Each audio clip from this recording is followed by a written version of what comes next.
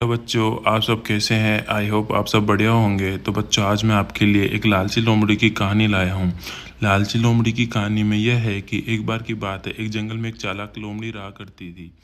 गर्मियों के दिन थे और वह भूख से परेशान होकर जंगल में भटक रही थी। बहुत देर जंगल में भटकने के बाद लोमड़ी को एक खरगोश मिला। लेकिन खरगोश मिलने के बाद लोमड़ी ने खरगोश को खाने की बजाय उसे छोड़ दिया, क्योंकि वह इतना छोटा था कि उससे लोमड़ी का पेट कहाँ भरने वाला था। इसके बाद लोमड़ी आगे बढ़ी, फिर जंगल में भटकने लगी। कुछ देर जंगल में भटकने के बाद भूखी लोमड़ी को एक हिरन दिखा। हिरन को देखते ही लोमड़ी के मुंह में पानी आ गया। लोमड़ी हिरन को पकड़ने के लिए उसके पीछे दौड़ने लगी। लोमड़ी ने अपनी पूरी ताकत से हिरन का पीछा किया, पर हिरन लोमड़ी की पकड़ में नहीं आया। अब लोमड़ी खाने की तलाश में बहुत थक चुकी थी।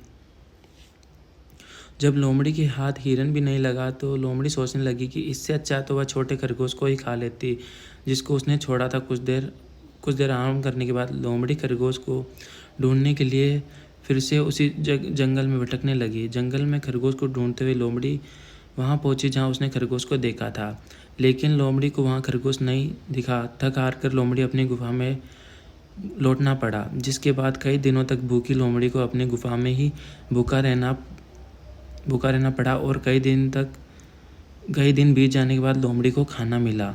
तो बच्चों, कहानी की सीख, लोमड़ी की कहानी से हमें क्या शिक्षा मिलती है?